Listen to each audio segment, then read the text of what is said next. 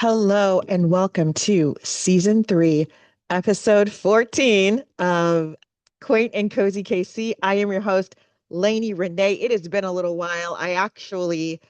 This is like August 3rd that I am recording this. I actually recorded 2 episodes back to back. And then the audio quality was so bad that I'm like, no. So I was like, okay, fine. I am going to take some time and regroup.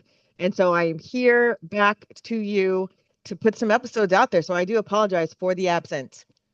But a little life update. Since then, I've gone to Salina. I went on my trip that I talked about, my Salina to Western Kansas trip, and I'll be talking about that in the next couple of episodes. But today I want to focus on what I was doing before I took that little journey to Salina and Western Kansas. So last month, I went to the Weston, Missouri Farmers Market. Now, I've been trying to go to that for a very long time. And so I was finally able to go last month. And it's a very cozy, it's one of those really cozy kind of roadside farmers markets. And it is located in the Green Grass Mercantile. And it's beautiful. It's like there's a gorgeous mural. And when I went, there was just a few vendors there. And I saw the Weston local owner, and she has got a lot of stuff going on. She's got some crafting things. She's doing juices. She's doing a lot. Then there was this lovely fresh flower vendor. And so I was able to get some fresh wildflowers. Now that is my secret passion is wildflowers. You see, like a lot of my content, I'm always taking pictures of flower boxes or flowers or whatever. Now I know some of those flower boxes, they're not necessarily wildflowers per se, but I do love seeing flowers, and I really love flowers in the field. And anytime I buy bouquets from the farmers market, which I try to do unless I've got something going on right after and I know that the flowers are not going to last in my hot car. Um, I will, go and buy those wildflowers. She had these really small, she had like bigger ones, but then she also had like these small wildflowers in a smaller vase. And I loved that. And I told her, I was like, oh my gosh, these are going to fly off the shelves because with a smaller bouquet, with a cute little glass thing. You can put that. I have mine on my kitchen table. And again, at this point, some of the flowers are, they're kind of dying out. So I'm kind of like slowly taking those out, when they're all wilted and all that other stuff. I used to be really big about dried flowers and do all that, but I just don't have the energy right now to do that. But so like the smaller ones, you can put it anywhere. You can put it on your desk, your work desk, like all the places. Like I do like a big bouquet, they're beautiful, but for practicality, for week to week, I am more of a small wildflower bouquet person. So I definitely would recommend going to this farmers. It's very cozy, but also here's the thing. It's as you're coming in, I came from Kansas City. So as I was coming into town, I was passing it, I passed it, and went in the first time I passed because I was being tailgated to within an inch of my life. So I had to pass it and loop back around. And if you've been to Weston, it's kind of hard. It's hard to kind of loop back around. But I was able to I kind of went through downtown a little bit and then I like came back. But I would say that this is the kind of farmers market you go to in addition to going to Weston. It's like, oh, hey, let's pick up something. Or maybe what you're doing is because it is open from 7 a.m. to 12 p.m. What you're doing is you're doing a breakfast in Weston and then you're coming back through on your way out of town. If you're just doing like a morning there on your way out of town and you're picking something up. That's what I would do. That's kind of like what I would do. I always like to make a day of things because you're out there anyway. So you go to breakfast, you come back through, get yourself some wildflowers or whatever like cute little craft they have out there. Maybe get some juice for the road, something like that, a little snack for the road. And yeah, definitely want to check that out. Just make a whole day of it. Weston is a place, like I feel like all places, if you're doing it right, you can make a day out of it. Anything can turn into a day trip. Okay. In my world, anything can turn into a day trip. But definitely with Weston, it's already got all the elements of a good day trip. And so it is open until I believe this is going to until October, I believe. So, check it out. And always, and they've got a Facebook page. So definitely want to look out there for updates. Okay, the next thing that I did was I went to the Rock Creek Meadows Nature Preserve. Now, technically, I went to that before I got to Weston, but it's the same day, so it still counts. And that's in Gladstone, and it's off of North Prospect Avenue. And I've been wanting to stop by this cute little area, but I'm always again getting tailgated within an inch of my life, and that's not because I'm driving too slowly, because people are just they just cray cray on the roads right now. And so finally, I was like, okay, intentionally, I went. I'm like, okay, I'm going to this, right? Because there's a lot of construction on that road. So now I'm like, okay, well, people are going to be driving a little bit different, not so crazy. And so I was able to kind of like pull off and take, like, I parked my car and I just took pictures. Now, this is not a normal park where it's like, oh, there's like equipment or anything like that. It is more of like a nature preserve. You're just there to watch nature, kind of like chill out. There's a lot of birds, there's a lot of wildflowers. So, of course, I was there, right, with my camera ready. I took some video. I did post it on my Quaint and Cozy KC Instagram and on the Tickety Talkety. It's also on there as well. And I might have put it on Facebook. I'm kind of changing how I do things with Facebook. I'm kind of doing more Instagram reels and maybe a couple of posts on Facebook, because I just find that it's just easier for me to do it that way and it's not so redundant. Okay, but I loved it. They had a nice little park bench. You could kind of sit there. And then I did take a picture and video of, if you look down, because it's kind of like there's a picnic table underneath this, like this kind of group of trees, and you can kind of see it. And I'm like, oh my gosh, that's a super cozy spot. I would not, though, for safety in my mind, I wouldn't be going down there like at night or anything like that, or super early in the morning, but I feel like it's a great little lunchtime spot, or maybe early evening spot, or even if you just want to go like I did and just take pictures and just be in nature for like, 15 to 20 minutes. That's also, definitely a good place for that as well. Sometimes you just kind of want to, go maybe eat lunch in your car and then walk around after that. I think also, and I was lucky, it wasn't too hot that day. It wasn't getting too hot that day, but it would be a nice place for early fall, like it would like early September, or I guess in the Kansas City area, that's not really early fall. That's just like extended summer. But like late September, late September, it'd be a nice little place, early October, a nice little place to kind of check things out. Okay, next, where I did last month, because I was rocking and rolling last month, guys. I was running the streets. I went to the Jesse James Birthplace Museum, and that's in Kearney, Missouri. Now, this museum is, the famous outlaw Jesse James, right? We all know about the Jesse James, the James family, all that stuff, all the things they did. So this museum has got an indoor and outdoor exhibits. So you have to understand that, like, right there. So you will be doing some walking if you want to get the full experience, just as a FYI.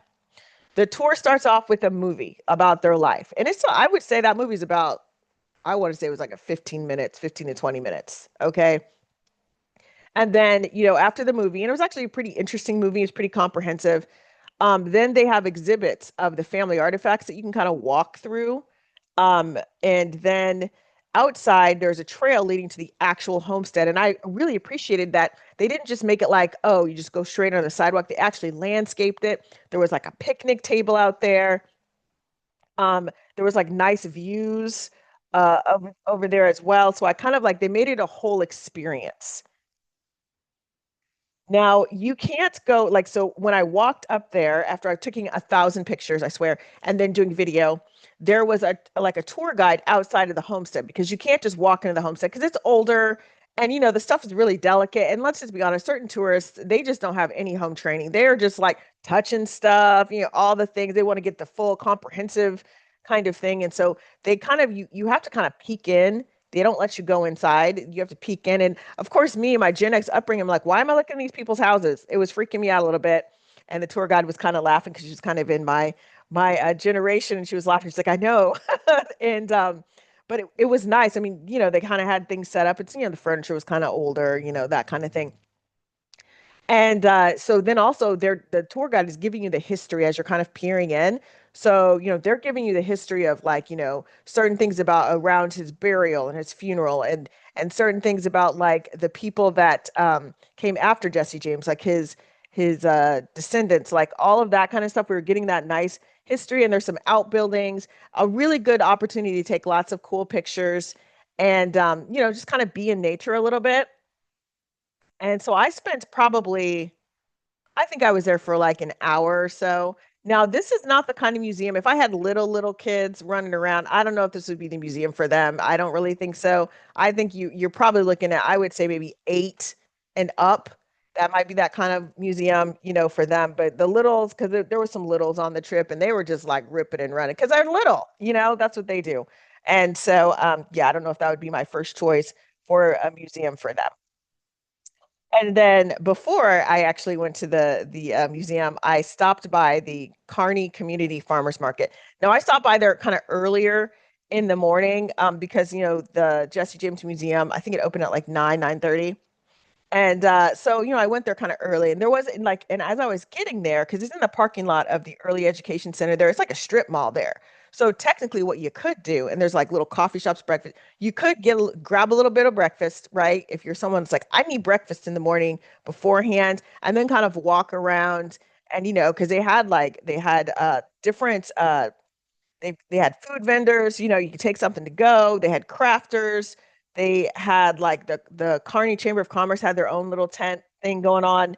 And then Joelle's Baked with Love. She's a baker that had like a brick and mortar, and then she had to close that down, and now she's kind of doing the farmers markets and the market and stuff like that. Her stuff is always on point.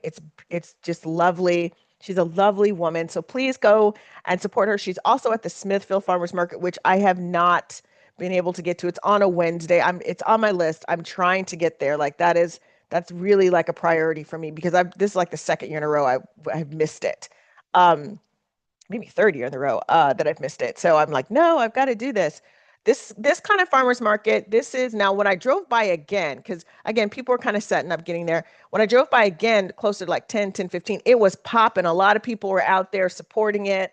And so there is parking there because it's in a strip mall, like it's in the parking lot of a strip mall. So there is parking. So you're not doing that weird thing where you got to hike like, a mile to, go to the farm. No, there is parking available, which we really appreciate. And there's some local vendors there that you can support as well. Um, so it's the kind of farmers market I would say this is going to be, and then of course they had produce and everything out there. This is going to be kind of like it's a smaller farmers market, but it's like the extension. It's not like an event farmers market, right? Where you're thinking Overland Park, historic downtown Liberty, City Market, like those kinds where it's like, oh, there's something, whatever. It's not so much like that, but it is kind of like a neighborhood thing where it's like, oh, hey, I went into the store and now there's a couple things I need to get. I didn't really like what, like the store didn't have a lot of those or they didn't have my preference. So I'm going to go out here and support the produce people, something like that. More like that, more like an extended shopping thing versus like an event. And it's very important to, be able to like tell the difference between that because otherwise you'll be disappointed if you think you're going there and it's going to be like Overland Park or historic downtown Liberty. It is more of an extension, kind of like a Waldo's Farmers Market and Grandview. It's like that. Okay, so next I want to talk to you about PBS Passport Streaming. Now, there's a lot of stuff going on with PBS, but what the one thing is, because I always want to support public television. I am the daughter of educators, and so it's very important for me to do that. And so, Passport Streaming, like you do like a monthly donation, and you get to watch the programming. And there's a lot of programming on there that I missed because they changed how they did this. And then I had so many other streaming services at the time. I was like, well, I don't want to do another one. Even if it's PBS, I'll just donate straight from there. I don't need another streaming service. But now, like, with the streaming services changing a lot of their formats and stuff, if I want to see like cooking and all that, I'm like, oh, you know what? There's some really good PBS shows that I haven't seen in years, and they have them on there. So I was like, oh my gosh. So I've been on there. I started subscribing like a couple of weeks ago, and I've been on there like, at least a couple times a week. I have it playing in the background as I'm writing up stuff. I love, kind of like listening and to that as I'm writing and all that stuff is very comforting and they also have the travel shows. I love those as well. They have got the historical things, the interviews, all of that stuff. So it's just something I wanted to put out there for that Quaint and Cozy KC lifestyle for folks who like, again, because winter's coming up, y'all. And so we're still quaint and cozy, but we're quaint and cozy in a different way. Definitely. Um, and so with that, I'm going to go ahead and end this episode because I know this is a little bit of a shorter episode because I've got two more episodes to do, and those are going to be a lot longer because I'm going to talk to you about my time in Salina and Newton. And also I'm going to start off with I'm going to define in my next episode the local weekend getaway, like in my opinion, because everybody is different, what you need, like what the perfect one is for me. And then as you listen, maybe you'll have some ideas for yourself. And on that note, you can find me at quaintandcozykc.com. You can find me on Facebook under Quaint and Cozy KC, Instagram under Quaint and Cozy KC, and the Tickety Talkie under Quaint and Cozy. And guess what? Quaint and Cozy KC. And guess what? I have been building up my YouTube. So on the YouTube videos, what you're going to really see is I'm doing more with shorts because I know not everybody has TikTok. So I'm taking my TikTok shorts that I have, like my videos of the places I'm going, I'm putting them on YouTube. And then also, I have, because I record this with Zoom, I have a video component. Now, I'm not on video, but like it will record like video. So I'm uploading those as well because I've had people tell me, well, I don't have Spotify. I don't have iHeartRadio. I do all my stuff on YouTube. So I'm here to support you. So, I'm slowly building that up, and you can follow me on YouTube under Quaint and Cozy KC. And yeah, so I'm going to be building that up for both my platforms, not just Quaint and Cozy KC. I'm also kind of slowly in tandem working on Aunt Lanie's Kitchen, just because I'm like, oh my gosh, I've got these video components. I'm not even using them. So we want to be as resourceful as possible. So I will talk to you soon. Take care, everyone, and have fun.